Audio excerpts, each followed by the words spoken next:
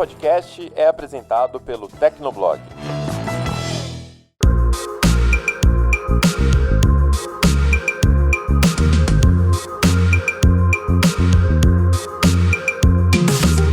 Olá, ouvinte! Seja bem-vindo! Está começando mais um episódio do Tecnocast. Eu sou o Thiago Mobilon. Eu sou o Paulo Riga. Eu sou o Emerson Alecrim. E eu sou a Ana Marques. Todo ano a gente começa falando da CES, que é a maior feira de tecnologia do mundo. Em 2021, ela foi 100% digital, mas as empresas capricharam mesmo assim, com novas tecnologias de TVs, chips mais poderosos e até gadgets para enfrentar o coronavírus. No segundo bloco, falamos sobre a nova geração de celulares premium da Samsung, o Galaxy S21, S21 Plus e o S21 Ultra. Tá começando o primeiro Tecnocast do ano. Aguenta aí que a gente já volta depois da caixa postal.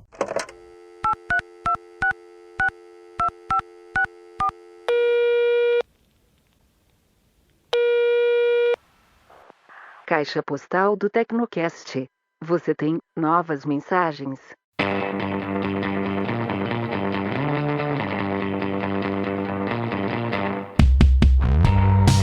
Caixa postal do Tecnocast, se não quiser acompanhar com a gente, pode pular o episódio para 11 minutos e 47 segundos. Vamos lá, Riga, qual que é a primeira mensagem do ano do Tecnocast? Olha só, é do Darlan Soares. Ele tem 27 anos, é contador, mora em São Luís, no Maranhão, e mandou um e-mail para tecnocast@tecnoblog.net. Ele disse o seguinte: gostei muito do que foi mencionado no documentário da Netflix. Sim, existem pontos que foram extrapolados no mau sentido, mas o documentário faz o espectador refletir no quão nocivo as redes sociais podem ser. Como um ex-viciado em celular, eu posso confirmar o quanto as redes sociais podem afetar uma pessoa. Eu acredito que as gigantes têm consciência desse problema. Comecei a fazer o detox digital em 2015 e foi um processo árduo até chegar aqui. Hoje não utilizo o Facebook, Twitter e tenho um cronômetro para usar o Instagram, até porque eu preciso dele para fazer o marketing do meu escritório. O WhatsApp só uso para mandar mensagens rápidas e opto por fazer ligações quando é um assunto mais longo. Com relação às notificações, eu cancelei quase todas, deixei só o WhatsApp e chamadas. Fazer o detox foi bem complicado. Tive sintomas de abstinência, meio parecido com drogas, mas consegui vencer. Hoje, vendo os relatórios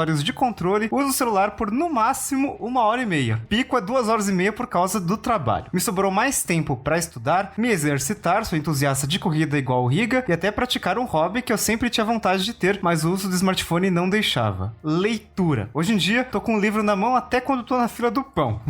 Nossa.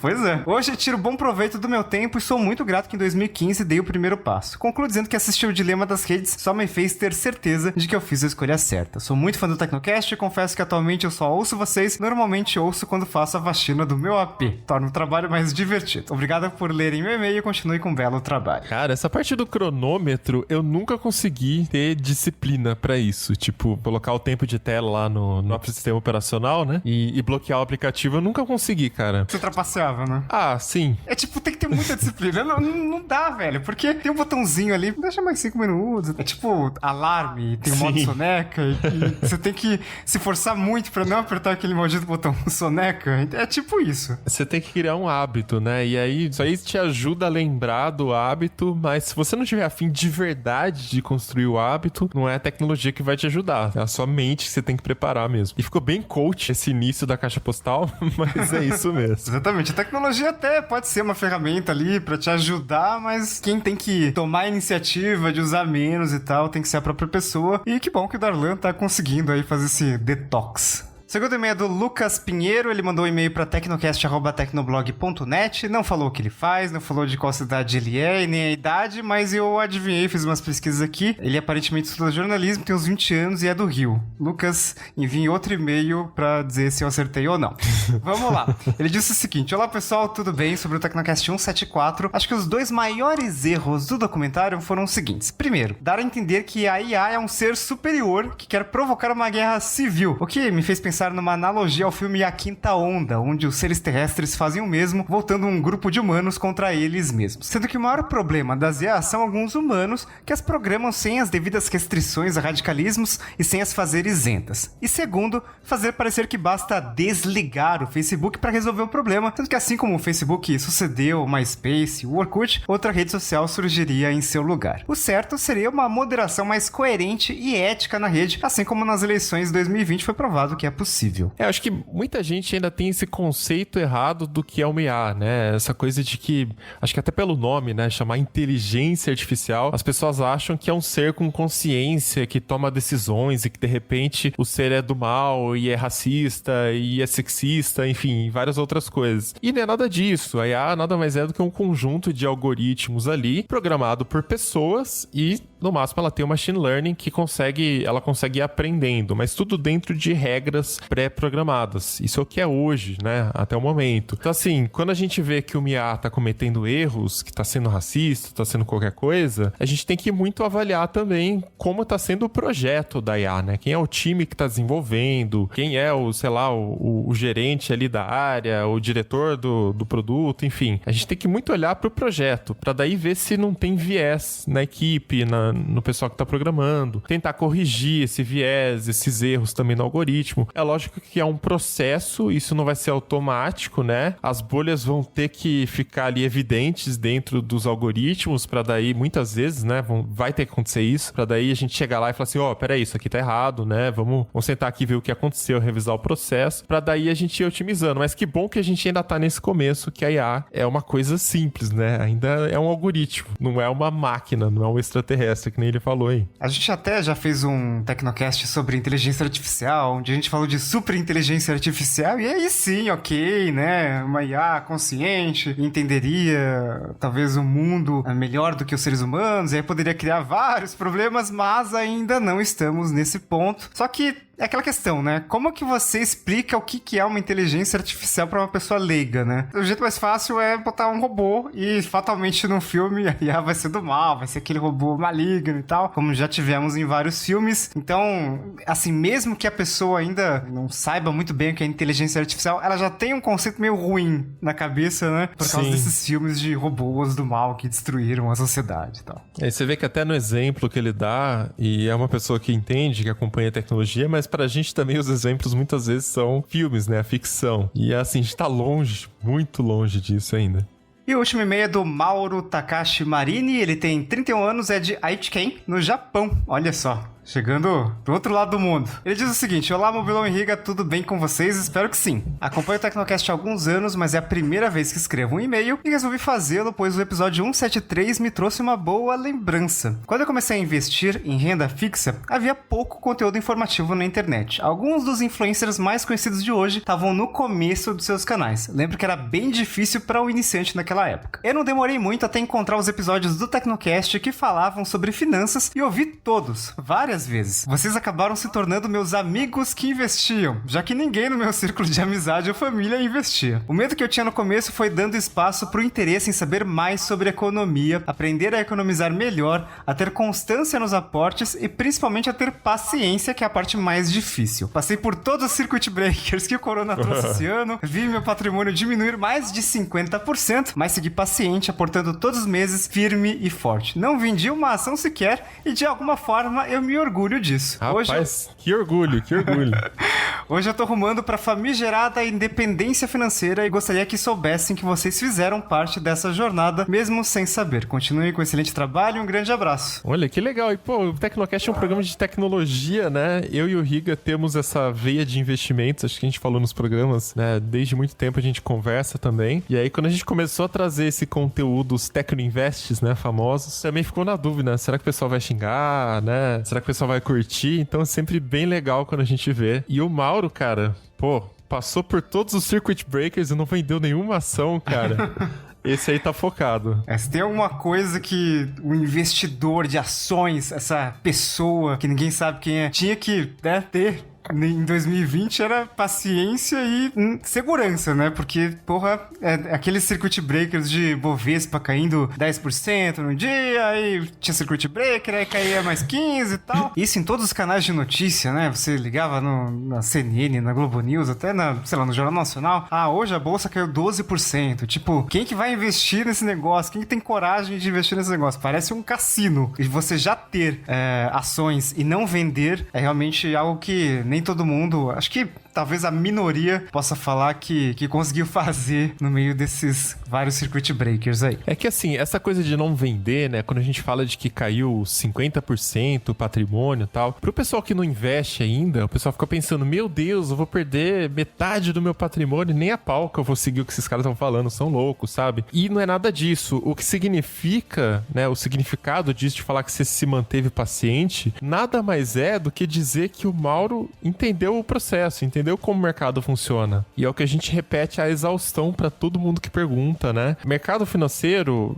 o mercado de renda variável, né? O preço varia. Só que assim, se você analisar fundamento da empresa, aí você consegue ficar seguro, você consegue não se desesperar. Mesmo as melhores empresas que têm mais crescimento de lucro, que não tem dívida, parará, ainda assim, em tempo de crise, quando rola um corona, ou no dia a dia mesmo, ela tem variação negativa. Então, quando você começa a entender que cair não significa que você perdeu dinheiro e que você tem que continuar investindo e olhando no longo prazo, aí a tranquilidade vem, né? Por exemplo, eu nem fiz a conta de quantos circuit breakers teve ano passado. Sinceramente, pra mim era só meme, era só tipo assim, legal, o Twitter tá falando disso, porque eu nem fui ver meu patrimônio, tipo, acho que o Riga também, né, Riga? Quando Sim. Você começa a entender como funciona, você não tá nem aí, porque não caiu de verdade, né? É só emoção e aí vai subir de novo depois, então você pode ficar tranquilo.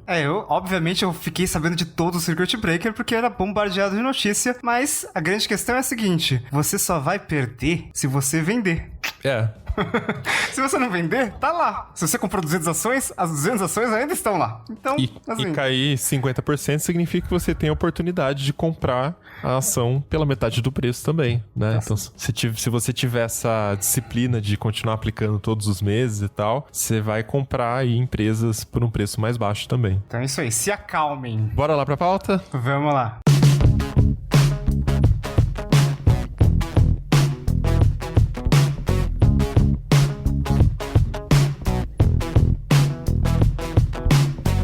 Bom, Paulo Riga já tava ficando mal acostumado, né? Todos os anos viajando aí pra Las Vegas pra acompanhar a CS. Falava que tava lá na cobertura, que o evento cansa, né, Riga? Mas... mas... Sempre tem as histórias aí, né, Riga? Mas as moedinhas estavam na mala, né? Então, esse ano a CS foi bem diferente. Afinal, estamos em um ano bem diferente. 2020 acabou, mas a gente tá meio que num 2020S, né? Começou o mês de dezembro e a gente ainda tá com coronavírus aí a todo vapor, né? Infelizmente, muitas mortes por dia, a vacina tá começando só agora, então não dá pra ter uma feira tão grande quanto a CS presencial. E esse ano foi a primeira CS totalmente digital, né? Então foi uma coisa bem diferente, mas ainda assim deu pra ver algumas novidades, né? E tem prós e contras aí nesse formato novo da CS, que eles chamaram de CS All Digital 2021. Acho que a primeira vantagem é que pra cobrir os lançamentos e ter acesso às informações, eu não precisei pegar um voo pra Las Vegas, né? E parece algo simples, né? Porque, todo ano o Tecnoblog vai lá, tem a cobertura presencial na CS e tal, e tem todo um processo por trás que é bem cansativo. Então, tem viagem pra Las Vegas, mas não tem voo direto pra Las Vegas, né? Tem uns voos sazonais da Latam, mas eu nunca consegui pegar, e eles são em dias bem restritos. Então, geralmente você vai lá pra Houston, ou Dallas, ou Atlanta, dependendo da companhia aérea, e daí já dá umas 10 horas. E aí, dessas cidades aí que ficam no Texas, ou na Geórgia, aí tem mais umas 3 ou 4 horas pra ir pra Las Vegas. Então, de casa, até você chegar no hotel, dá umas 20 horas fácil no total. Então você chega meio quebrado e aí a CS já começa a todo vapor e tal. E é uma coisa muito louca Las Vegas, né? Tem um Tecnovlog da CS do ano passado, mostrando, assim, a cidade inteira ela fica preparada pra feira. Então tem todo aquele clima de tecnologia, novidade. Então, pra vocês terem uma ideia, Las Vegas não é uma cidade muito grande, tem 600 mil habitantes. E um número que eu gosto muito de falar pra ter uma dimensão do que é esse negócio chamado CS é que Las Vegas tem cerca de 150 mil quartos de hotel. A CS recebe todo ano 180 mil participantes. Então, assim, é lógico que nem todos os participantes ficam todos os dias da feira, mas, tipo, é muito louco, assim. Las Vegas fica lotada e é só CS. Não teve essa loucura, o que é bom, né, de certa forma, mas a gente perde muita coisa. Então, uma das coisas mais interessantes é andar pela feira. No ano passado, a gente falou muito de carros, né? A Amazon, Qualcomm, que são companhias que a gente cobre bastante, estavam numa área área que a gente chama de Hall Norte, que é onde normalmente ficam fabricantes de automóveis, né? Então tinha lá Mercedes, tinha Ford, tinha Hyundai e tinha Amazon e Qualcomm, né? Que são empresas que, pô, como assim, né? Então tinha muito foco em carros e a gente até publicou um vídeo sobre uma viagem que a gente fez num carro autônomo. E na CS totalmente digital, você tem uma página ali, você tem que se credenciar como imprensa, o processo é igual a todas as outras CSs, beleza? Aí tem um login que você faz lá e tal. E aí você vê uma página com todas as conferências que estão rolando no momento. Se você quiser assistir, tem várias rolando ao mesmo tempo, você clica nelas e pronto. Mas não tem aquele negócio de você andar e ver o que tá acontecendo. Então foi bem, assim, foi bem diferente. Assim, eu não entrei no clima da loucura da CS esse ano.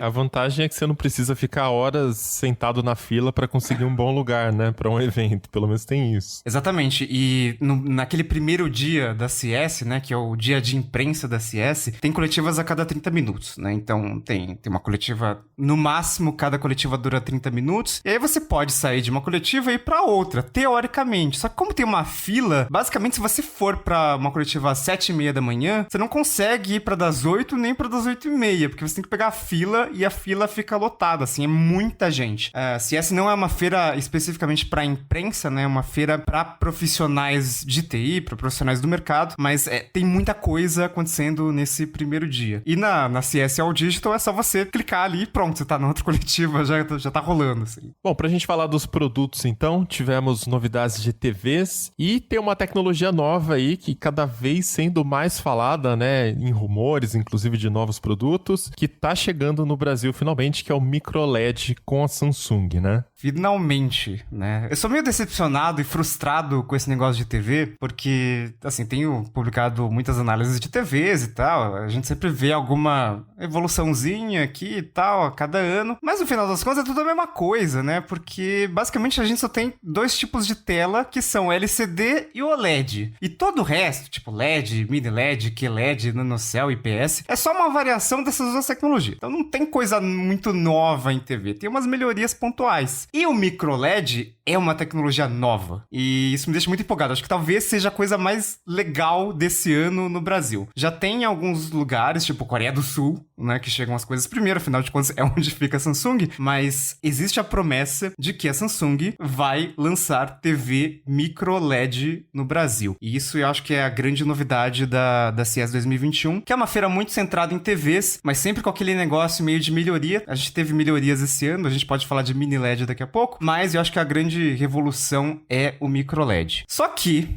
como toda grande tecnologia, grande evolução de TVs, deve ser muito caro, mas eu acho que pode resolver vários problemas, assim, é um primeiro passo, mas à medida que ela for evoluindo ao longo dos próximos anos, deve ser bem bacana. As TVs, acontece o seguinte, a gente tem um LCD e não emite luz própria, então sempre tem um backlight ali atrás, que hoje em dia é feito de LEDs, então por isso que a gente chama muitas TVs LCD de LEDs, mas na verdade são LCDs. Esse cristal líquido é tipo um filtro, então deixa a luz dos LEDs passarem ou não, então o LCD consegue emitir um branco muito forte, mas o preto nunca é lá muito bom, né? E às vezes fica meio acinzentado, se for uma TV mais barata. E como ele faz meio que um filtro, as cores não são tão puras. E aí no OLED, cada pixel emite uma luz própria, com isso você consegue controlar muito melhor isso. O preto é perfeito, as cores são mais precisas e tal. Para fazer o branco, como todos os 8 milhões de pixels precisam emitir o branco, que é a cor que demanda o máximo de potência. Tem aquela limitação, então o branco não é tão forte no OLED, mas no geral, a qualidade de imagem do OLED é muito boa. Só que o OLED tem um problema chamado burn-in. Ela é feita de um composto orgânico que vai se desgastando e tal, então existe aquele risco de você tá lá 8 horas vendo a reunião da Anvisa na Globo News com aquela faixa vermelha ali mostrando reunião de diretores da Anvisa, coronavírus, Coronavac, Oxford e tal. Fatalmente, em algum momento, e depois de alguns anos de uso, vai marcar a TV. Se você assiste muito canal de notícia, então já sabe, não compre TVs OLED e jogo de futebol também. E aí, tem o microLED, que é a grande novidade. Então, como o nome sugere, são vários LEDs muito pequenos, tipo microscópicos, e eles emitem luz própria. Então, é uma tecnologia que se parece muito com o OLED, só que a durabilidade é muito maior. Então, basicamente, junta o melhor do LCD e o melhor do OLED. Então, é tipo a tecnologia perfeita de tela, só que ela tá muito cara ainda, então a gente não tem muitas expectativas de que as primeiras TVs, por exemplo, elas sejam baratas, né? Deve ser um negócio tipo, sabe aqueles produtos que a gente olha o preço e a gente dá risada? Eu tô preparando aqui a notícia já, tipo, o Samsung lança TV microLED por 150 mil reais, alguma coisa assim, porque não vai ser barato. Mas eu acho que a grande novidade de 2021, finalmente. Só que ela tem uma questão do tamanho da tela também, né? Que tem que ser... Hoje, pelo menos, as telas microLED são muito grandes. Não tem um negócio desse? Sim.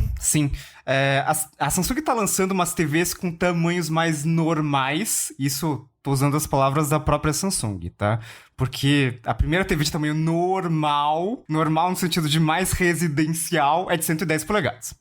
E aí, beleza. Aí lançaram uma menorzinha agora, de 98. Ainda tá grande. Mas aí dizem que vão lançar tamanhos menores ao longo desse ano. É aquela questão, né? São LEDs bem pequenos, mas como você tem, por exemplo, uma TV 4K ou 8K, você precisa de 8 milhões de LEDs microscópicos. Então fica um negócio, você tem que miniaturizar bem a tecnologia. Então tem algumas críticas, né? Eu conversei com o executivo, ele disse que ele não vê um futuro tão próximo assim pro microLED, porque a miniaturização ainda não tá tão avançada pra gente ter telas com tamanhos normais feitos com essa tecnologia, né? Então, tipo, se você quiser comprar uma TV de 65 polegadas microLED, talvez demore um pouco ainda pra ficar pronto. Mas eu já vi uma TV de microLED, realmente é um negócio bem impressionante ao vivo. Até porque se você diminuir demais o LED, de repente o custo de produção vai ser o mesmo ou até maior que o custo de produção de uma TV que tem mais de 100 polegadas, né? Que tem, sei lá, 200 polegadas. Então, de repente, tem esse fator também, né? É o tipo de tecnologia que vai chegando aos poucos no mercado. Não tem como ter uma penetração muito imediata, né?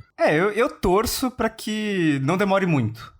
Mas para isso a gente precisa ter empresas investindo. Acho que além da Samsung precisa ter outra grande empresa investindo nessa tecnologia. A gente sabe que a TCL tem um pezinho ali, ela tem uma divisão de telas que tá testando, fazendo alguns experimentos com microLED. A LG eu não tenho muitas notícias, então não sei como que vai ser isso, mas sempre que surge uma tecnologia nova de TVs e com essa questão de tamanhos, normalmente elas lançam TVs com tamanhos muito grandes, porque é mais barato do que fazer TV pequena. Então, pra você miniaturizar a tecnologia demora um pouquinho. Então, a tendência é que esse ano a gente tenha aquelas TVs gigantes ali que não vão caber na sala das pessoas, né? Inclusive, mini LED também é uma novidade. E aí a gente tá falando de uma variação do LCD. Então, no final das contas, ainda é LCD, mas a gente teve aquela evolução por trás do LCD que fica no backlight, né? Que é aquela parte que ilumina a tela de LCD. E todas as grandes empresas estão adotando mini LED nas TVs mais caras. Então, Samsung, LG, TCL, eles deram um foco nisso. Deve ser a tendência para TVs LCD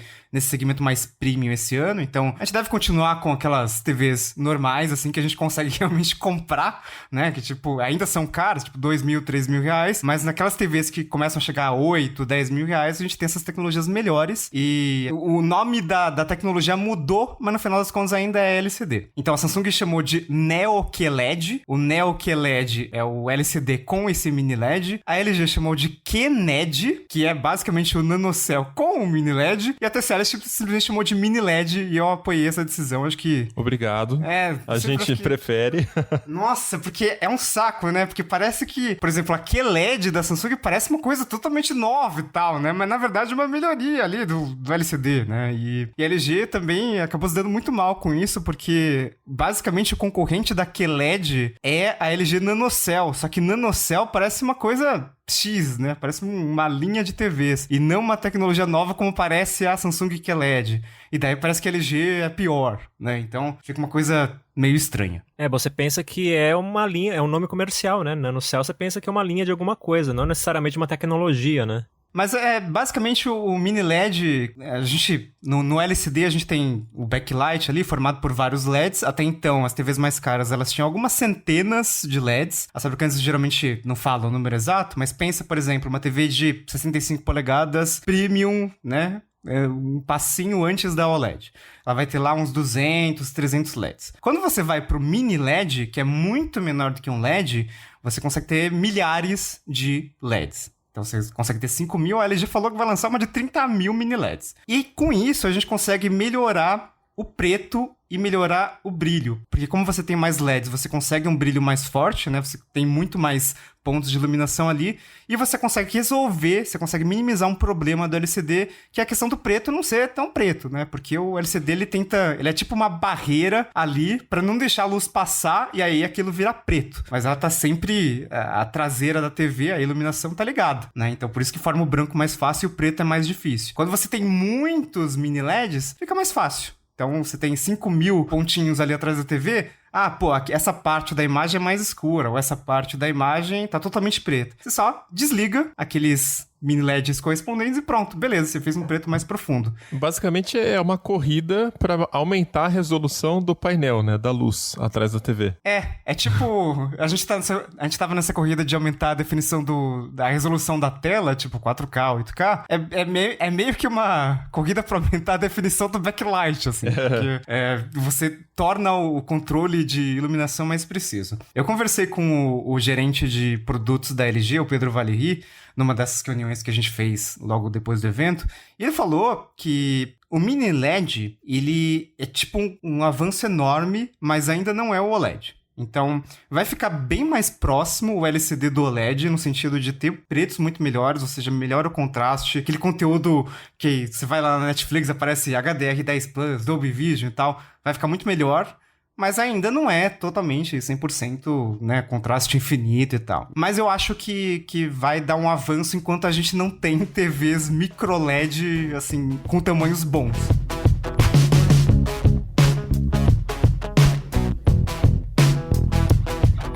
Agora, ultimamente, o mercado está fazendo cada vez mais coisas para falar de sustentabilidade, né? De pensar no meio ambiente. Algumas estão dando muita treta, até tem uma aqui no final desse programa para a gente comentar também. Mas a Samsung também apresentou um controle remoto que você não precisa de pilhas. Ele recarrega com luz solar ou luz do ambiente interno também. Eu achei curioso o número que eles deram, que isso ajuda a evitar o desperdício de 99 milhões de pilhas AAA projetadas ao longo de 7 anos. Eu fiquei curioso. Que conta é essa, né? Quantas TVs que geram 99 milhões de pilhas? Pô, se a gente for pensar, de fato, o tanto de pilha que a gente joga fora, que a gente usa, joga fora e tal, é realmente muito grande, né? Tanto que você vai em supermercado agora, tem que ter o lugar ali pra você descartar suas pilhas velhas de tanta pilha que a gente consumia. Essa questão do controle remoto solar, que é uma novidade de algumas TVs da Samsung pra 2021, não vai chegar em todas as TVs, é interessante porque, assim, tipo, é tão óbvio, e é uma coisa tão simples que é tipo, por que nenhuma fabricante lançou controle remoto solar antes, né? Não, mas é porque tem um conluio com o mercado de pilhas, as empresas que fazem pilhas. Sim. É que nem carro. Por que você acha que carro usa petróleo? Por causa da Petrobras. É a indústria petrolífera, é lógico. Culpa do governo federal, inclusive, porque, né, dono da Petrobras e tal. Aí tem toda a teoria da conspiração ali. Mas tipo, eu gostei pra caramba. Eu acho que é uma das novidades bacanas que não estão relacionadas à qualidade de imagem, que são mais legais, assim. E a Samsung até focou bastante nessa questão de sustentabilidade, né? Inclusive, outro ponto polêmico que a gente vai destacar daqui a pouco envolve também a Samsung. Mas nas TVs, por exemplo, a embalagem agora é reutilizável. Então, em vários modelos de TVs, principalmente nas mais caras e nessas lifestyle, né? Tipo aquela The Frame, que parece um quadro, uma obra de arte e tal. Você pode comprar a TV, aí você recebe a TV bonitinha na caixa e tal. E aí o que você faz com essa droga dessa caixa? Você pode jogar fora ou você pode destacar a caixa da TV, dobrar ela e transformar numa casinha de gato. Que? Ok. Não, eles fizeram tipo uma embalagem que tem uns lugares ali pré-definidos pra você dobrar e recortar e pode virar outra coisa, pode virar, sei lá, uma base pra você guardar revista, por exemplo. A casinha de gato mais cara da história das casinhas de gato, né? Diga-se de passagem. Mas, você já vai comprar a TV. A casinha de gato é um brinde. Não, eu começou a falar a história da TV, de comprar a TV, eu achei que você ia falar que ela vinha só com o painel e você depois monta o painel no frame. Aí não é o Não está cúmulo distante. da ecológico. Antes disso. Não, mas essas casinhas de gato não são baratas, Mobilon. Então, se você pensar aí, já é uma economia que você faz. O negócio Isso. desse é caríssimo. Você gasta uns 50 mil reais, mas você economiza 200 da casinha. Pronto. Já é Ótimo. alguma Se o gato coisa. usar a casa nova dele, né? Porque você sabe que gato é temperamental, né? Então, de Possivelmente repente, ele não vai usar. ele vai olhar pra sua cara assim e vai provocar, né? Ele vai sentar na caixa de sapato que tá do lado, né? Que é mais barato, ele prefere o mais barato. Mas, Bruno, você não pode só pensar no seu bolso, você tem que pensar no meio ambiente. É uma caixa de TV que poderia estar sendo jogada fora, poluindo mais papel sendo produzido e tal, e você vai reutilizar a caixa. Olha que legal. Entendi. Justo, justo. Aqui em casa, pra falar a verdade, eu sempre reaproveito essas caixas grandes de papelão. Sempre tem alguma coisa que eu preciso forrar, sabe, que eu preciso usar. Então, perder, eu não perco de qualquer jeito. Mas eu gostei bastante do controle remoto solar. Poderia ter em todas as TVs, mas a gente sabe que é um custo a mais e tal. Mas achei super bacana porque controle remoto não gasta tanta pilha. Né? Então, até que dura bastante. Essa TV da LG que eu tô testando aqui, que tá aqui há tipo 8 meses, ela não trocou a pilha ainda. Tá as originais. Sim, quando eu era criança, toda calculadora tinha aquela faixinha, né? Que você conseguia usar ela com a luz normal, a luz interna. Então, assim, controle remoto, ele é tão econômico que realmente não faz sentido ficar pensando em comprar pilha nova, ficar recarregando pilha, sabe? É uma ideia que já devia estar aí há muito tempo mesmo. Eu gostei bastante. E não tem nem espaço pra você botar a pilha. É tipo, se você quiser carregar a bateria, você pode...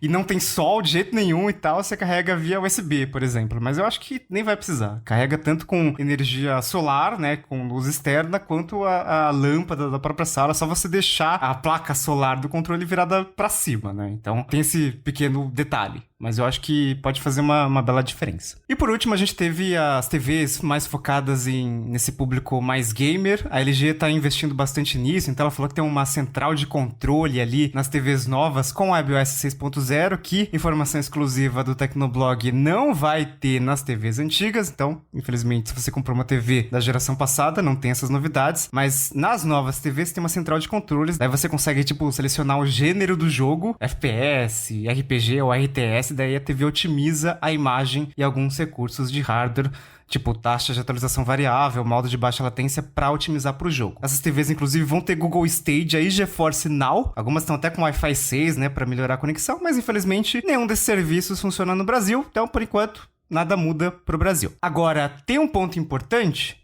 que é mais uma informação exclusiva deste veículo que você está ouvindo, que vai ter uma TV OLED, ou seja, Premium, né, melhor TV da LG ali, de 48 polegadas. Ou seja, 48 polegadas hoje em dia é um tamanho pequeno, assim, de TV. É pequeno. As pessoas, tem gente que acha que não é, sei lá, saudosista das TVs de 29 polegadas, aquelas de tubo ali, que a gente botava na sala e, porra, isso aqui é um cinema na sala e tal. E realmente, quando eu era criança, realmente uma TV de 29 polegadas era muito grande. Mas hoje o padrão ali é 32, 40, né, no segmento mais de entrada. Você acha as menores, mas geralmente quem compra é, sei lá, você tem uma loja, você vai colocar uma TV ali num recepcionista, né, pra você esperar num consultório. Mas pra quem vai usar em casa mesmo, o foco já tá ali de 49, 40 alguma coisa. E não tinha TV premium, assim. Se você quisesse uma TV pequena com painel bom, né, que fosse mais que o básico, que não fosse só a Samsung Ultra HD, a Samsung Crystal HD ou a LG Ultra HD, se você quisesse uma NanoCell da vida, uma QLED, você tinha que pagar mais caro e você tinha que pegar uma TV maior, porque não tinha pequena. E esse ano vai ter. E a grande questão é que, como tem como a gente falou, né, de densidade de pixel, a gente não sabe o preço, mas pelo que eu conversei com o executivo, talvez a TV de 48 fique mais cara que é de 55. E a diferença é que a TV de 48 seria mais voltada para um público gamer que poderia usar essa TV como um monitor, por exemplo. Mas eu acho meio estranho. Vocês pagariam mais? Ou vocês pagariam, tipo, quase o mesmo preço ali para ter uma TV menor? Eu não, só se eu tivesse uma limitação de espaço, mas ainda assim eu ia tentar de alguma forma encaixar a TV maior, ou sei lá, quebrar pra parede, por exemplo, fazer alguma coisa. Mas Nossa. Pra TV... fazer Quebrar alguma uma coisa. Sei lá, de repente faz um puxadinho aqui, outro ali, faz alguma coisa, mas eu tentava pegar a TV maior. Mas essa limitação de espaço é uma coisa que é muito comum, né? Os apartamentos estão cada vez menores, cobrando mais caro. Então, assim... São apertamentos, né? Apertamentos. Então, Ah, não, em São isso... Paulo tá total, assim, ultimamente. Então... Pro Riga isso nunca foi problema. Assim, ele coloca a TV de 80 polegadas, sei lá, 1 metro da TV, então isso pro Riga não é problema. Ele nunca falou, mas sobe pela janela, né? Porque não cabe no elevador. Não, eu descobri que cabe uma TV de 75 no elevador, mas se for tipo de 78 já não vai caber. Então 75 é o limite. E quando chegou uma de 65 aqui, primeiro, a TV não fica a 1 metro da pessoa. Fica 1,20 m. Ah, tá. Fica 2 metros. E aí, tipo... E assim, eu acho que 2 metros de distância e 65 polegadas tá ok. O Mobilon que ficou zoando, ficou olhando assim, como se fosse um IMAX aqui em casa. Mas não é tudo isso. Eu acho que tem muito esse mito de... Ah, não, mas não cabe uma TV de 55 polegadas aqui em casa. Pô, com certeza cabe. Se cabe na minha sala uma TV de 55 polegadas e eu acho que ainda tá pequena... Cabe na sua, com certeza. Porque a minha sala... não cabe. Minha não cabe, de jeito... Não cabe. Eu tenho uma de 43 e se eu botar 50 vai ser o limite. Cara, minha sala é muito pequena. Não, vai caber. Pode ter certeza. Cara, é que eu fico pensando também, né? Uma sala que é muito pequena, né? Não é nem questão de caber fisicamente. Que fisicamente cabe, você coloca ali, boa. Mas o problema é que você fica muito perto da TV também, cara, pra assistir de noite... Conforto, né? Queima a retina, né? Você acende aquele branco, imagina, né? Então, assim, tem que pensar um pouco nisso também. Mas essa história da TV menor e mais cara por ser premium, me lembra um pouco também de como é feito com carros, né? Hoje em dia você consegue encontrar carros, sei lá, você pega um Polinho, por exemplo, você vai socando kit nele ali e de repente ele tá custando o mesmo preço de um carro de uma categoria acima, que não tem todos os kits, né? Então, tem muita bizarrice hoje em dia de, sei lá, Gol que custa 50, 60 mil reais, Polo que chega a 70, 80 mil reais, tá bizarro, assim. Então, pelo jeito, tá chegando nas TVs isso aí também.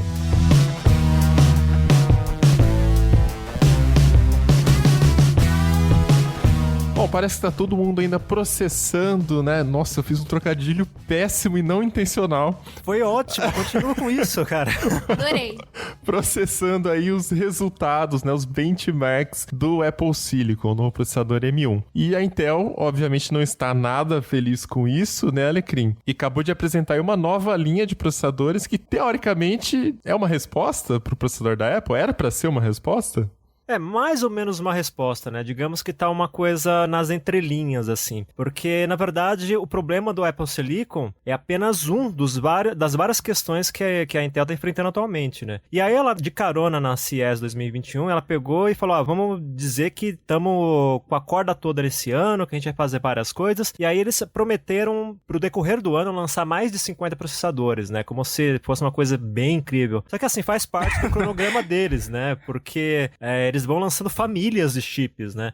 E o que eles lançaram realmente nesse início de ano foram apenas 3 processadores, né? Que são os processadores Tiger Lake H, que são processadores de 11ª geração para notebooks, processadores de alto desempenho, né? Então, para quem tem um notebook gamer, por exemplo. E aí você vai ter 2 Core 7 e 1 Core 5, e teve também alguns Celerons, alguns Pentiums, mas o resto é promessa para o decorrer do ano, incluindo o Alder Lake, que é a grande promessa da Intel esses últimos meses, né? Porque o Alder Lake é o que seria a resposta da Intel para Qualcomm e para o Apple Silicon, né? Para o chip M1 da Apple. E por que isso? Porque ele vai ter uma tecnologia que é equivalente ao Big Little da ARM, né? Da ARM.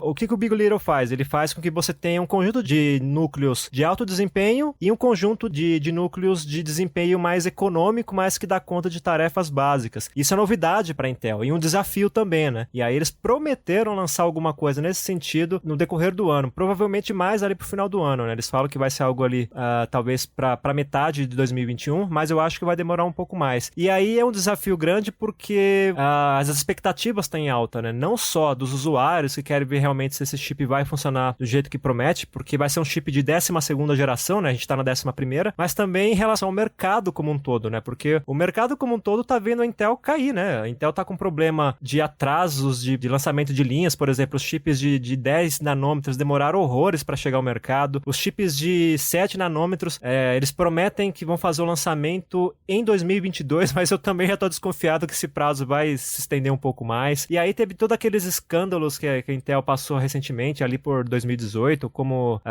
o Spectre e o Meltdown, que mexeram bastante com a empresa. Quer dizer, tem uma série de coisas acontecendo, e aí eles estão tentando reagir a isso. Só que assim, tá tudo acontecendo muito devagar, e não é só por culpa da Intel, mas é porque esse mercado de semicondutores, ele é muito complexo, né? E as mudanças não acontecem da noite pro dia, isso vai anos, né? Tanto é que para tentar engrenar alguma coisa, para tentar convencer principalmente os acionistas, a Intel deu um jeito até de mudar o CEO, né? Eles anunciaram um novo CEO pro mês que vem, né? Então você vê como as coisas já estão avançando, mas ainda assim causando alguma desconfiança, né? Porque são mudanças muito subjetivas ainda, não dá para ver o resultado no curto prazo. Então foi bem inesperada essa mudança de CEO. Eu acho que a mudança de CEO impressionou mais do que essa possível resposta aos chips da Apple, né, que são os Alder Lake. Porque o Bob Swan, ele ficou, 2 anos como CEO da Intel. E a Intel não é uma empresa que costuma trocar de CEO com tanta frequência, assim como a maioria das empresas americanas mais tradicionais, né?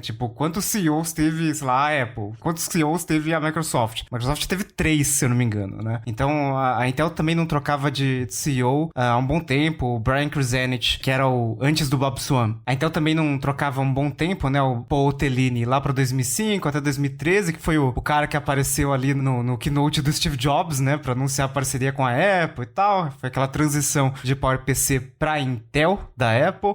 E, assim, a Intel tava indo muito bem naquela época, apesar de ter a concorrência da AMD, tava avançando muito, assim, os processadores na época, né? E aí teve o Brian Krzanich, que pegou meio que o barco andando ali e tal, e até que fez um bom trabalho, mas não conseguiu fazer a Intel entrar no segmento móvel, né? Então tinha aqueles Intel Atom ali, que rodavam Android e tal, foi meio fracassado ali. A Intel parece que tentava insistir muito na arquitetura dela, parece que não tentava coisas novas e ficou pra trás, e a Qualcomm e a MediaTek e a Samsung dominaram esse mercado, e a Apple, né, no iPhone também. Mas, assim, é uma empresa que durante 25 anos ela liderou o mercado de semicondutores e que tinha tudo pra se dar bem nesse mercado mobile e também pra estar à frente nesse momento agora com PCs, né? Porque as vendas de PCs deram aquela subida no início da pandemia porque, de repente, as pessoas perceberam que elas precisavam de PCs e as empresas também compraram PCs para os funcionários trabalharem de casa também. Mas,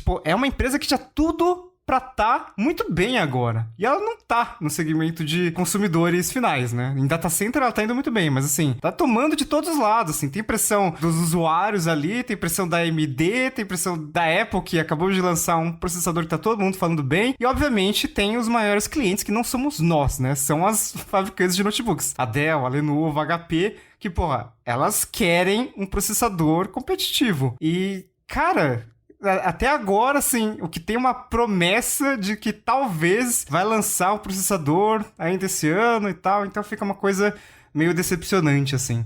E só pra complementar a questão do Brian, o Brian saiu, pelo menos é o que dizem, porque ele se relacionou com uma funcionária da Intel, né, na época lá, e isso era contra as políticas da empresa, né, então ficou um negócio meio estranho e tal. Isso foi em 2018, né, aí eu acho que essa crise da Intel começou mesmo nesse ano, né, foi quando estourou aquele escândalo Meltdown, né, que foi, na verdade, finalzinho de 2017, mas pega 2018 também, e aí depois entrou o Bob Swan, só que assim, ele assumiu como CEO interino, né, ou seja, era pra ele ficar temporariamente no cargo. Mas aí ele foi ficando, né? Até porque ele é um cara com perfil financeiro. Antes dele trabalhar na Intel, ele passou pela parte financeira de várias empresas e fez um bom trabalho. Acho que, inclusive, no eBay, por exemplo, ele fez um bom trabalho. Só que aí, o problema é o seguinte, o Bob Swan, ele tem esse perfil financeiro, mas a Intel precisa de um cara com perfil mais técnico. E o cara que tá entrando agora, que é o Pat Gelsinger, ele tem esse perfil mais técnico. Ele foi um cara que trabalhou 30 anos na Intel, aí ele saiu, mas ele ficou 30 anos na Intel e foi um dos caras que ajudaram a projetar o icônico processador 486, né? Ali no finalzinho dos anos 1980,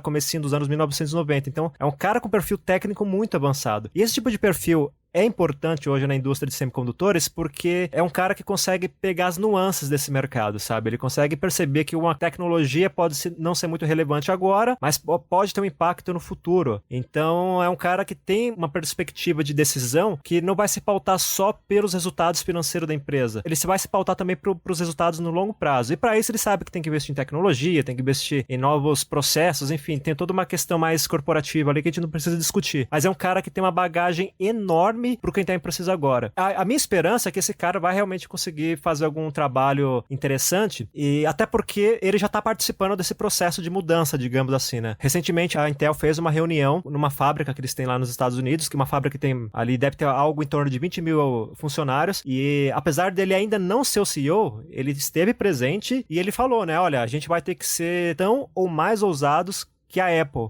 no sentido de inovação, né, de conseguir pegar não só o que está acontecendo no mercado, mas criar tendências, sabe? Ele chamou a Apple de empresa de lifestyle, né?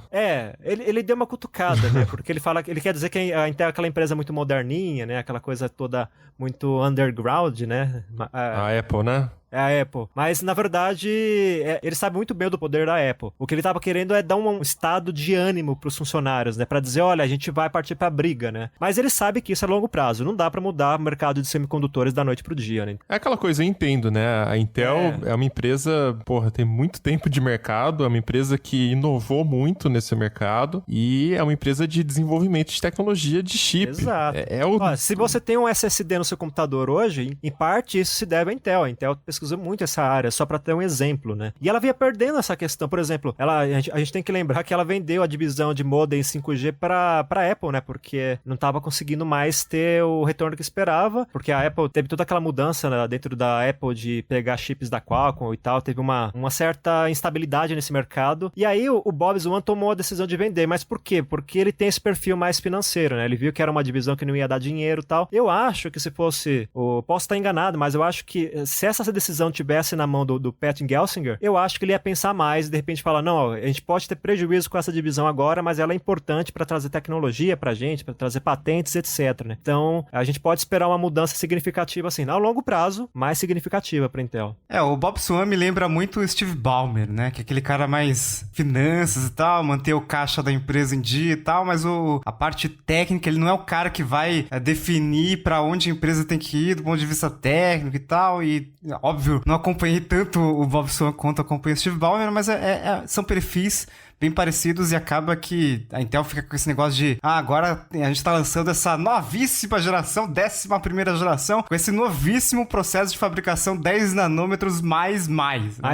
Mais, né? Porque é tudo requentado, né? Exatamente. Então fica requentando umas tecnologias, parece que não sai do lugar, assim, e eu espero que com o Pat Gelsinger o negócio avance, porque a gente precisa ter concorrência, né? Não dá pra ser um negócio meio que... O segmento mobile já tá estranho com esse negócio de Qualcomm e Apple, e pode acontecer a mesma coisa no mercado de PCs.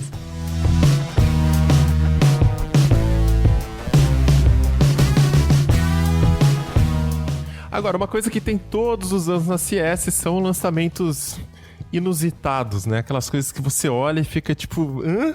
Né?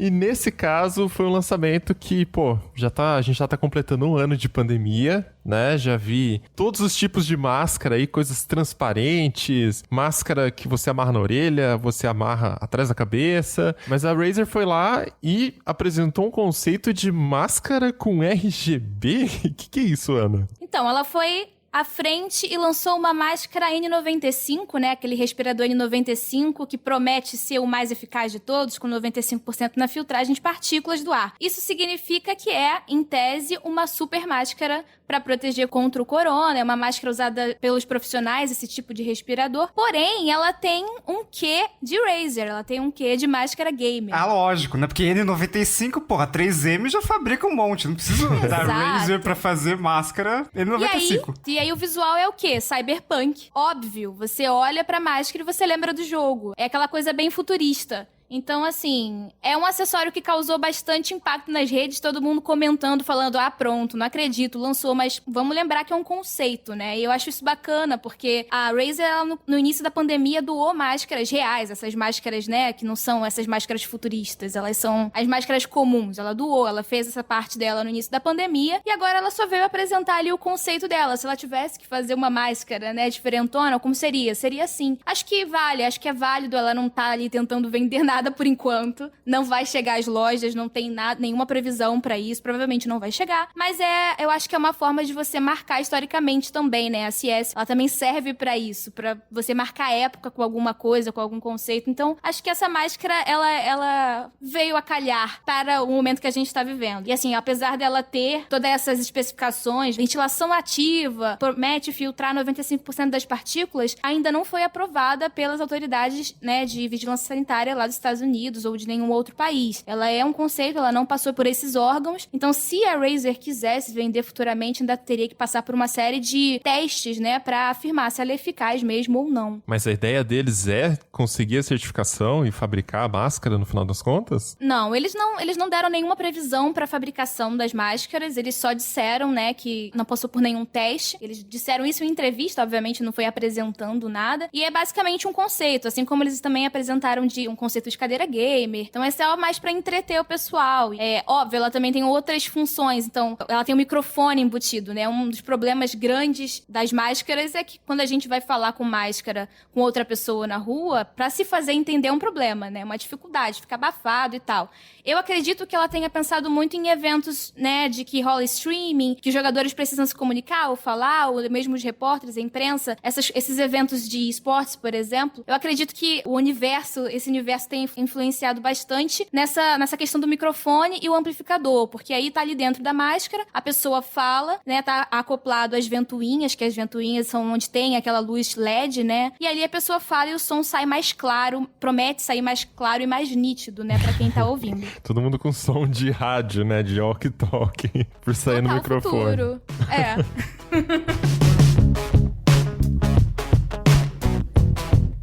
E a Samsung apresentou as novas versões aí dos seus smartphones da linha S, né? O S21, S21 Plus e o S21 Ultra.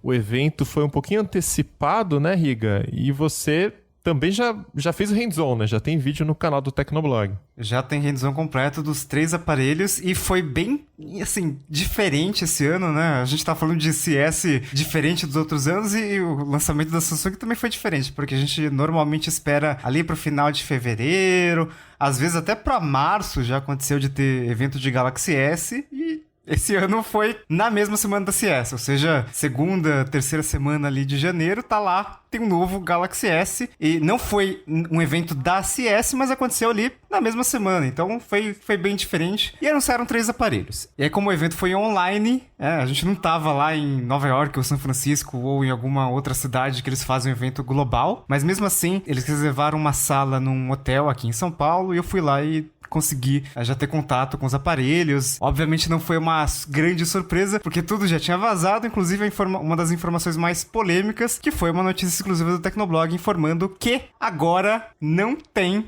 mais carregador nem fone de ouvido na caixa. Ué. A justificativa é preservar o meio ambiente. Ué, eu já ouvi isso em algum lugar. Exatamente. Lembra que eu falei, acho que nesse episódio mesmo, né, que teve outra empresa aí que tirou o carregador da caixa, que, assim, não seja fanboy de empresa, porque elas não são suas amiguinhas, entendeu? Elas não querem o seu bem e tal. E, lógico, logo depois que a Apple anunciou o iPhone 12 sem o carregador, sem fone de ouvido, como muito esperado, né, a Xiaomi foi lá, fez a mesma coisa, a Samsung agora tá repetindo isso, a caixa do S21 tá bem fininha, bem compacta, muito fácil de transportar e não tem mais o carregador e nem o fone de ouvido na caixa. Então, só pra gente, antes de a gente comentar mais sobre o carregador, o Galaxy S21, S21 Plus, S21 Ultra, pelo que eu, né, tive contato, são aparelhos muito bacanas e tal, tiveram vários avanços, processador, câmera e tal, mas eles estão chamando mais atenção pelo que eles não têm do que pelo que eles trouxeram de novo, assim, porque esse carregador e fone de ouvido, a gente já sabia, né, informação exclusiva do Tecnoblog, foi confirmada agora, não tem, já era. Mas agora não tem mais micro SD, não tem mais entrada para micro SD, em nenhum modelo. Tinha uma expectativa de que talvez tivesse no Ultra, mas não tem mais, então não dá para expandir mais a memória. O S21, que é o modelo mais básico, entre aspas, né, o modelo mais básico dos mais caros, ele tem uma traseira agora de plástico, ou seja, repete a estratégia do Note 20, que também era de plástico, ou seja, não é mais vidro, o que é bem estranho num celular premium. Isso dói demais, isso é muito triste. E teve também o Samsung Pay, um dos grandes diferenciais do sistema de pagamentos da Samsung, é que não funcionava só com o NFC por aproximação. Também tinha o MST, que não é um movimento sem terra, é uma tecnologia própria da Samsung, que a Samsung comprou para simular tarja magnética. Então, assim, funcionava basicamente em qualquer maquininha de cartão, porque qualquer maquininha de cartão tem ali o negócio para tarja magnética. Então, o Samsung Pay era, tipo, o mais compatível de todos e não vai mais ter, inclusive no Brasil.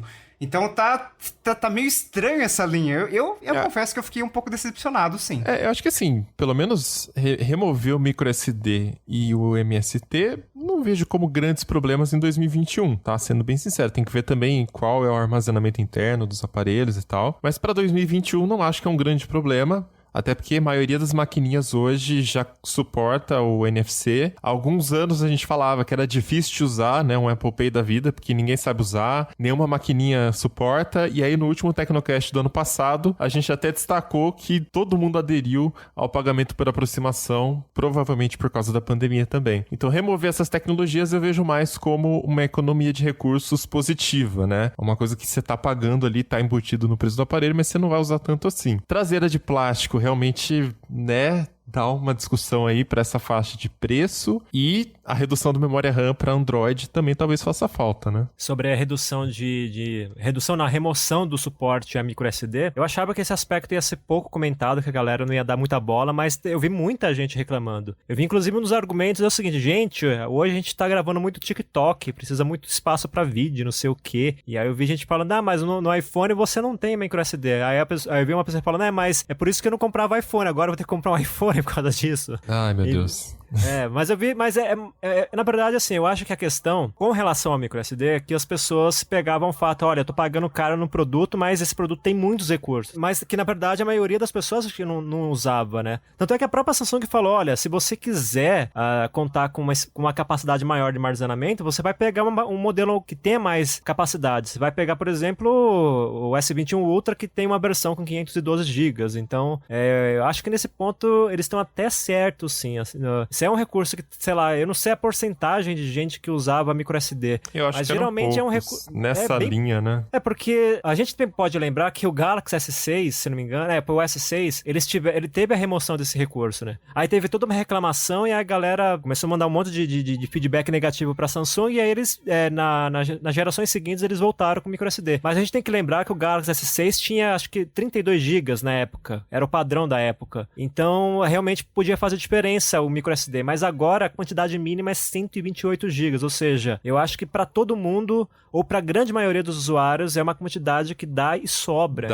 Acho que faz sentido, sim. Então tem a questão do armazenamento interno, né? Por isso que eu falei também em 2021, mas também por causa da nuvem. Hoje em dia, muita gente já usa a nuvem para fazer backup, para subir imagem, vídeo. Então, eu não sei, microSD fica parecendo uma coisa bem nichada, né? Bem pro nerd. Provavelmente uma parcela grande que ouve o Tecnocast vai ficar irritado com isso. Mas, enfim, tecnologias mudam, né? O jeito de usar muda também. Ou sei lá, pra quem é youtuber, por exemplo, e usa aparelho pra gravar, né? Ou seja, se você olhar, acho que na maioria das pessoas realmente não precisa de tudo isso. São casos isolados, talvez, né? Mas para esse público, realmente a opção é pegar um modelo com mais capacidade. Acho que essa é a alternativa mais lógica, né? Mais natural. Tá, mas acho que tem uma diferença, pelo menos dos iPhones para essa linha S. Porque enquanto o iPhone abriu mão do carregador, né? Que agora tá todo mundo copiando também. A linha S, primeiro, ela abriu mão de outros recursos que já não tinha no iPhone, né? Mas dizendo assim, para economizar, talvez. E parece que teve um repasse também, né? O preço, pelo menos nos Estados Unidos, teve uma queda. Então,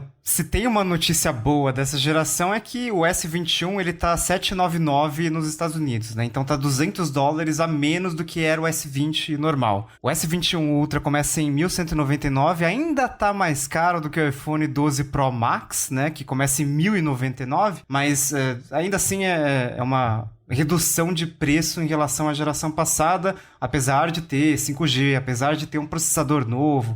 E no caso do S21 Ultra, teve uma coisa legal que eu acho que às vezes se transforma em algo meio negativo nessa geração, que é o S21 e o S21 Plus são pequenas melhorias em relação ao ano passado, né? Inclusive quando a gente fala de traseira de plástico no S21, o fim do microSD, parece até um downgrade se não fosse o processador novo. Mas o S21 Ultra parece uma geração nova, assim, parece uma geração diferente, porque ele tem tudo, assim, do bom, do melhor, e ele tem algumas coisas que são muito melhores. Então, a resolução da tela é maior no S21 Ultra, só tem laterais curvas no S21 Ultra, que é super estranho, né? Já que a Samsung foi a empresa que começou com esse negócio de colocar tela com lateral curva em celular premium, agora ela mesma tá tirando, só tem no S21 Ultra e é bem pequena a curvatura. Tem uma câmera com zoom ótico de 10 vezes só no S21 Ultra, e só o S21 Ultra também tem a câmera traseira principal ali de 108 megapixels, que é o número grande, né, de megapixels que eles gostam muito de falar nas propagandas, e que tinha no S20 Ultra e só tem no S21 Ultra. Os outros, S21 é a câmera de 12 megapixels e tal, que a gente já conhecia mais ou menos da Samsung. E lembrando que assim, né, quando a Samsung apresentou a linha S10, ela chegou a subir preço, né? A primeira linha que veio ali com 5G, ela subiu $100. Então o preço base era $799, subiu para $899 do S10 normal, né, que tinha o S10Z também. Mas enfim, essa queda de $200 agora tá sendo vendido a $799, que era o preço anterior a versão com 5G. E o S21 Ultra, ele tem uma novidade bem importante, que ele suporta a caneta S Pen. E isso, assim, pode repercutir durante o ano todo, porque é uma coisa que normalmente quem precisava de canetinha comprava um Galaxy Note. E agora tem no S mais caro.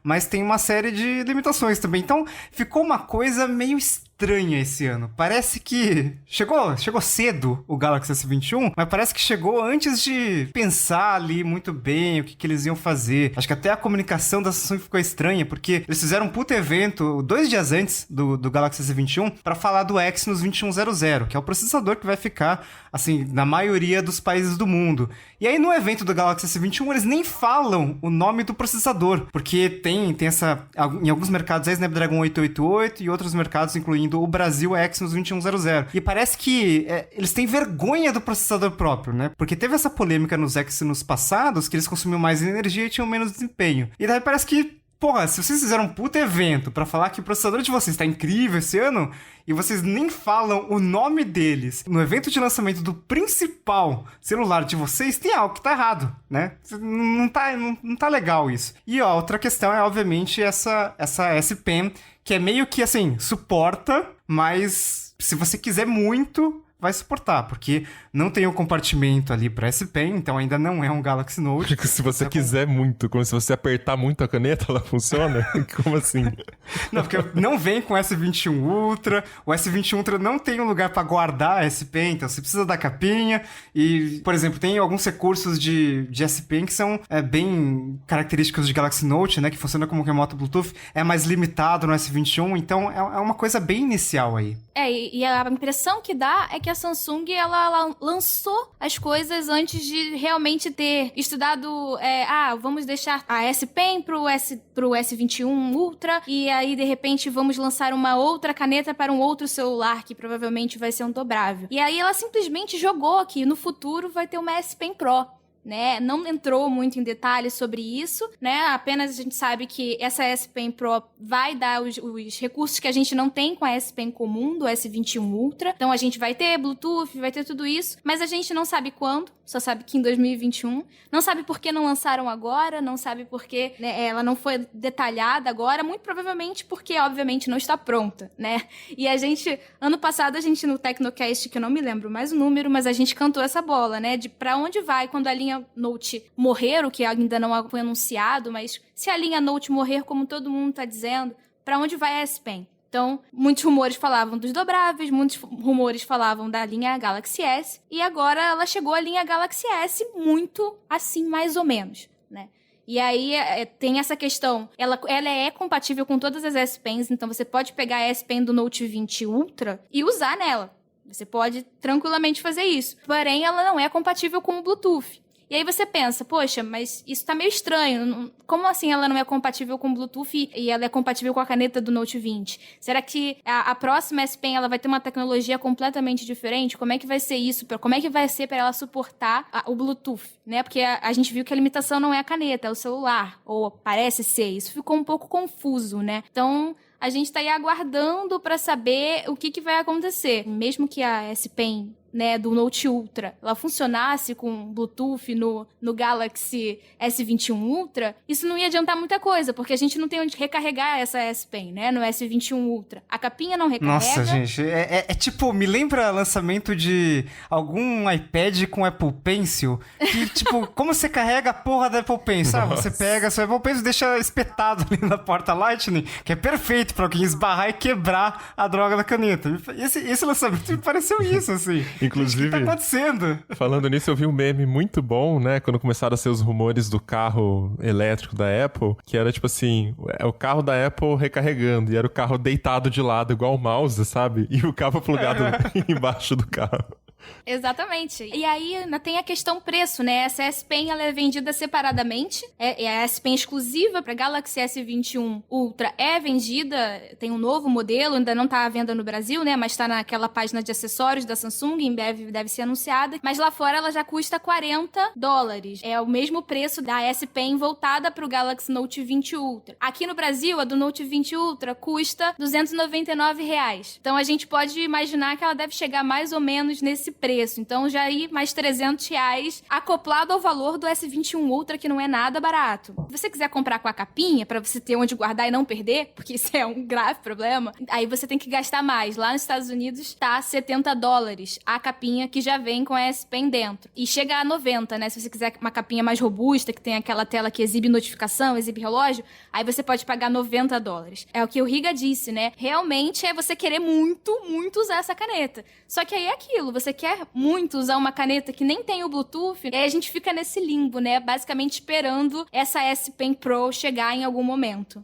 Tinha um pessoal, na época dos rumores, que falava que, agora que o Galaxy S vai ter S Pen, é o fim da linha Note, né? E pra mim, quando eu vi o S21 Ultra de perto e tal, aquilo pra mim, o produto em si é a prova de que a linha Note não vai acabar. Pelo menos esse ano. Que vai ter que ter um Note 21, um Note 21 Ultra, seja lá qual for o nome que a Samsung vai dar pro Galaxy Note esse ano. Mas assim, tem que ter um Galaxy Note esse ano, porque quem é fã, quem é usuário da linha Note, não vai trocar pro S21 Ultra, mesmo agora com suporte S Pen, porque parece meio que uma gambiarra ainda. Talvez o S22 Ultra seja mais avançado, talvez incorpore ali os recursos da S Pen que tinha no Galaxy Note, mas não foi esse ano. Até pelo fato de ter só no modelo mais caro, e mesmo no modelo mais caro, você ainda tem que comprar S Pen, você tem que comprar uma capinha para você guardar S Pen, você não ter todos os recursos da S Pen do Galaxy Note, porque não tem o Bluetooth ali. Então é uma coisa meio que foi lançada ali. Se você é muito fã de S Pen, se você já tem um Galaxy Note, sei lá,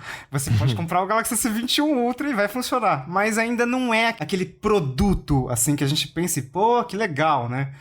Ainda parece uma coisa meio beta. Parece o primeiro Galaxy Fold, sabe? Tipo um experimento. Vamos lançar aqui? Vamos ver se o pessoal vai gostar. Pra linha Note acabar, eu acho que os dobráveis teriam que estar mais baratos e mais avançados, né? Porque, sei lá, pelo menos com os modelos que a gente tem hoje, eu fico imaginando uma canetinha, você ficar passando ali, me dá até um arrepio na espinha, sabe? Aquela tela que não é tão resistente também. Lógico que você não vai socar a caneta na tela, né? Mas é mais sensível. A chance de dar problema é maior. Talvez não seja o momento de juntar essas linhas aí, porque o dobrável ainda não tá no ponto, sabe? Quem sabe, sei lá, ano que vem, nos próximos 2 anos, isso possa acontecer. Me parece uma transição. Eu acho que agora o próximo lançamento de dobrável vai ter, eventualmente, uma caneta, a S Pen Pro, de repente, né? Nem sei se vai ser ela ou, de repente, uma outra S Pen. Mas acho que é isso. Eu acho que a Samsung, ela tá fazendo esses testes e tá fazendo testes, porque ela já tem, obviamente, esses rumores todos que existem aí não são à toa, né? Ela, obviamente, deve ter uns planos para acabar com a linha no futuro, mas isso fazer de um ano pro outro eu acho muito arriscado, né? Porque é uma linha que tem muitos fãs exatamente pela produtividade conectividade, pela caneta, etc. Então, eu acho que ela tá testando pra ver quais fãs, né, vão receber melhor isso. E vamos ver como é que vai ser no futuro. Mas eu concordo que esse ano, difícil extinguir ele a Note. É uma faixa de preço que tá muito entulhado ali, né, de modelos da Samsung. Quando você pega a linha S, já tá batendo ali em 1.200, aí você vai pegar a linha Note e depois tem os dobráveis que são mais caros também. Pra gente fica parecendo que realmente precisa dar uma simplificada, quem sabe unir uma coisa aqui e outra ali. Enfim, vamos ter que esperar mais alguns anos ainda. Acho que apesar de tudo isso, né, vale ressaltar que o S21 Ultra, ele é sim um celular, né, incrível. Ele provavelmente aí nos reviews vai tirar notão, como os outros tiraram. Não tenho muita dúvida disso, do potencial desse celular, do Exynos também.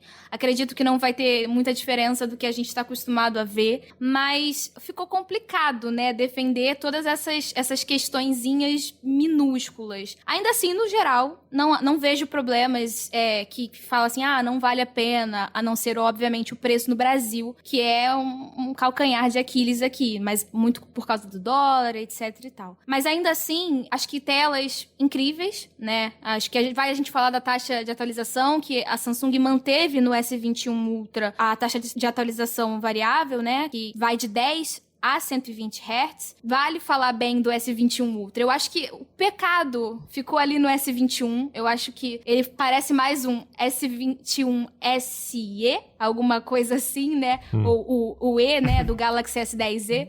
Mas, então, é uma coisa meio que parece que tá aquém. Mas o S21 Ultra é um celular realmente que não deve muita coisa, sabe? Talvez seja a intenção, né? Só que o S10e começava em 749. Isso aí tá 799. Acho que adiciona bastante coisa. Passaram alguns anos já. Mas, enfim, talvez seja essa a intenção mesmo. No final das contas, o Galaxy S21 é o iPhone 8 da Samsung, né? O iPhone 8 ele foi lançado junto com o iPhone 10. E aí o 10 tinha aquela, novidade e tal. E o iPhone 8 parecia um iPhone 6S, né? Porque o 7 já era meio que um iPhone 6SS, porque não tinha muita coisa nova e tal. E o iPhone 8 foi meio que, tem esse formato, a carcaça tá pronta, assim, vamos reaproveitar, e tá aí, né? E o Galaxy S21 ficou parecendo isso, o S21 Ultra parece algo totalmente novo. E deve ser a mesma coisa também, né? Devem ser um aparelho que tem tudo bom, tem tudo do melhor, mas que podia impressionar mais e que podia ter refinamentos. Esperaremos no review completo. A gente ainda não tem os preços no Brasil, né? Nos Estados Unidos teve essa redução de preço, no Brasil talvez por causa do dólar e tal, não sei como é que vai ficar, mas o evento de lançamento deve ser no dia 8 de fevereiro, então é lá que saberemos os preços, e espero que a Samsung faça alguma coisa que ela fez nas gerações passadas, né? De você compra na pré-venda e recebe ali, sei lá, R$2.000 para gastar como quiser, porque aí quem precisa do carregador, quem faz questão do carregador, não reclama, pelo menos na pré-venda, porque já compra o carregador junto e tal. Se precisar, já compra S Pen, já compra capinha e tal. A Samsung quem compra na pré-venda Galaxy S e Galaxy Note geralmente recebe um monte de coisa. Eu espero que esses acessórios que a gente falou que são meio caros venham junto também.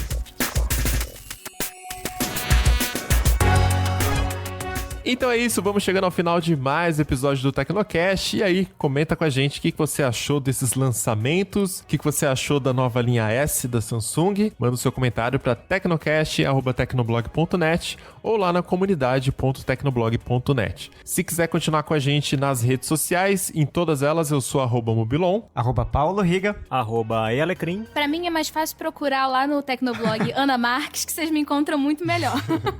Maravilha, a gente vai ficando por aqui, voltamos com outro episódio semana que vem. Até lá. Tchau. Falou! Valeu!